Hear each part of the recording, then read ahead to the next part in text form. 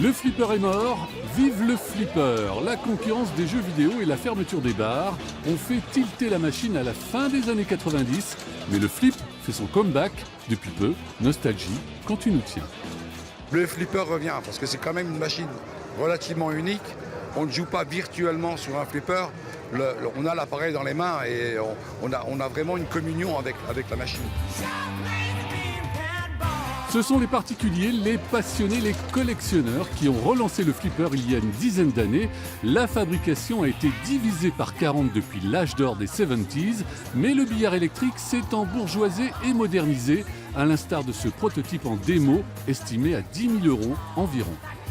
On a un potentiel maintenant d'animation qui est absolument énorme et voilà, c'est de très très beaux objets avec des fonctionnalités nouvelles et voilà, on s'adapte au marché. Nouveau marché, clientèle plus aisée et des machines bientôt connectées, car c'est le web qui a redonné un coup de fouet au flip. Forums, sites et blogs ont boosté le côté vintage et déco. Du coup, des réseaux de l'occasion, voire de l'antiquité, se sont organisés malgré des machines réputées fragiles.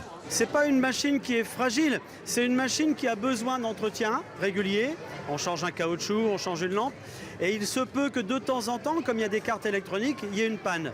Donc forcément, comme il n'y a plus beaucoup de professionnels qui dépannent, on est obligé de faire appel à des particuliers qui ont un peu de connaissances et qui vont faire occasionnellement un petit dépannage comme ça sur une carte. Signe de la relève du flipper, les bouts de chou cherchent aussi l'extra balle. Des rassemblements comme ceux des Flip EDC ne désemplissent pas. Enfin, les flippers ont désormais leur championnat de France avec une trentaine de tournois organisés dans tout l'Hexagone.